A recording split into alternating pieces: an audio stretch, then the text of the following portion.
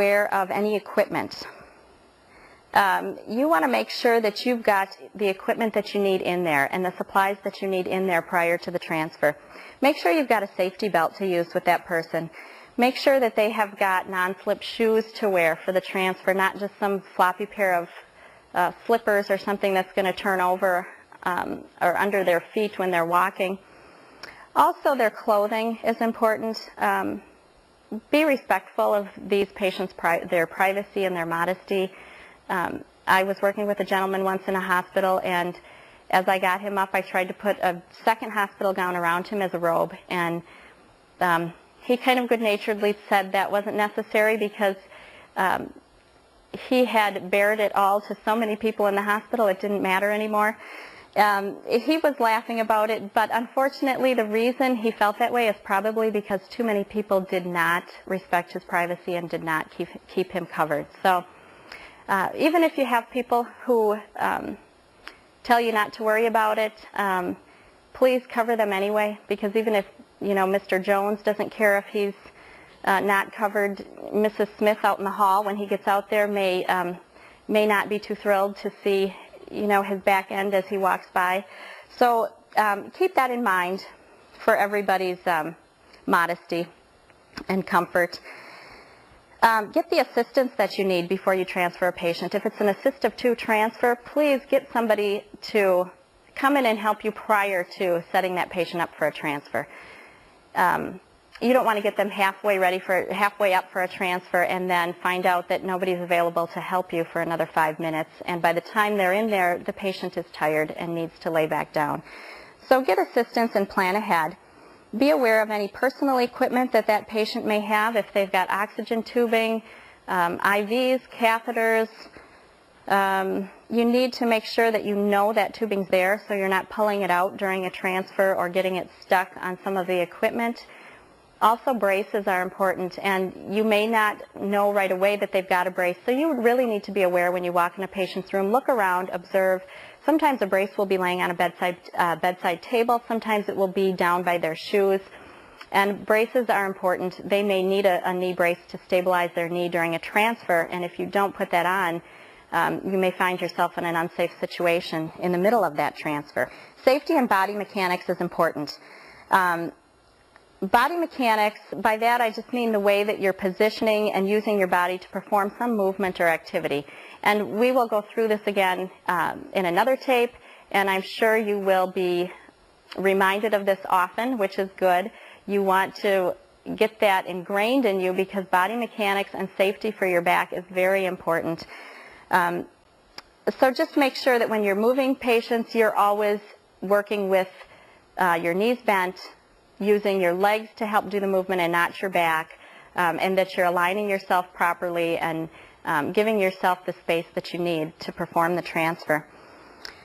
Also, as far as safety, make sure that the height of your bed is appropriate. Make sure that your surfaces are as level as they can be to make the transfer easier. Make sure that you always have the wheelchair locked. Just a couple of things I'd like to show you with the wheelchair that can make the transfer easier for some people is to remove the armrest of the wheelchair if it's in the way. That can be done by simply pushing on the little lock button and pulling up on the arm of the chair to remove it. And then the patient can sometimes more easily slide across or be helped by being pivoted or moved across to the other surface. Make sure that when you put the arm of the chair back in, that you are replacing it until you know that the safety button has popped through the hole, and then check it to make sure that it's locked in place. Leg rests are very important to move out of the way. When you have leg rests sticking out like this, you can trip over those, your patient can trip over those, they can hit their legs on them and injure themselves. It's best to just get them completely out of the way. Leg rests remove in various ways. None of them are very complicated. You'll either have a little pin that you pull up to swing the leg rest away. This one happens to have a little metal bar that you just push, and it helps to swing the leg rest out of the way. When the leg rest is swung away, that's when you can lift it up off the pins and remove it. Make sure that you don't put it down where you're going to be transferring. Get it completely out of the way so it's not interfering. After the patient is back in the chair, make sure that you replace the leg rest.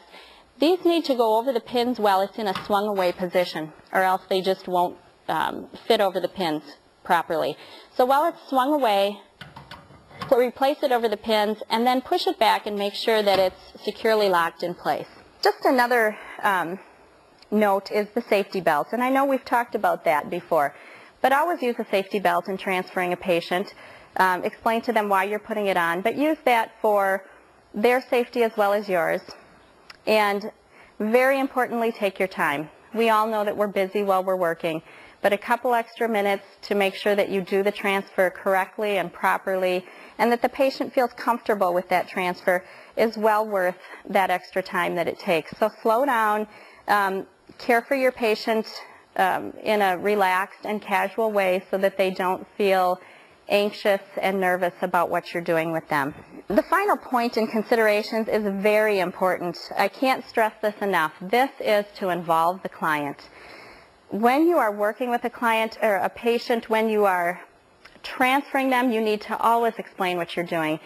And don't think that because you explained it yesterday, you don't need to today. Many of these patients are confused, they're forgetful.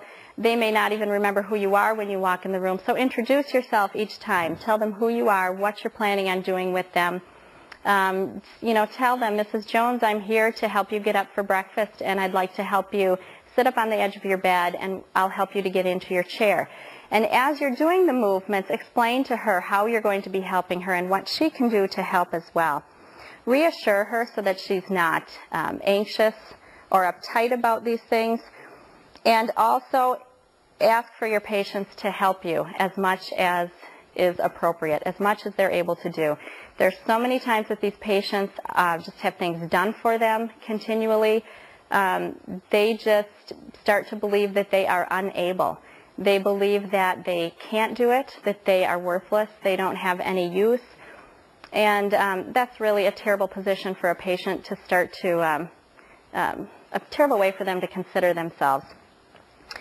So, very, very importantly, ask them to help you. For one reason, kind of the use it or lose it idea. If they're not using their muscles and using these, doing these activities, they're going to lose their ability to do this.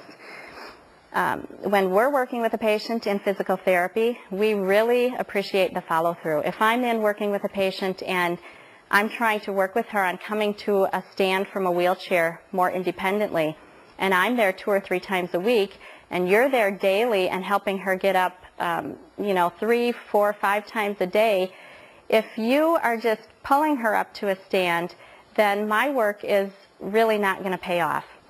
So it's really helpful if you can have the patients help with as much as they can just from a rehab standpoint. And like I said, most importantly, psychologically, that patient needs to feel worthwhile and needs to feel like they can do some things. And I really think that you'll develop a better rapport with your patients, and they will feel more cooperative about doing things with you if you enlist their help and ask for their help. What I'd like to do, there's a few devices that you may see commonly used in different facilities that can help you with moving or transferring patients. And I would like to demonstrate a couple of these for you and at least show them to you so that you're aware of what they look like. If you see these in a facility, you'll know what it is and generally how it's used. There are some devices that you will find when you're working in facilities that are commonly used to help assist you in transferring patients from one surface to another. I'd like to just show you some of these devices so that you're aware that they exist and what they look like.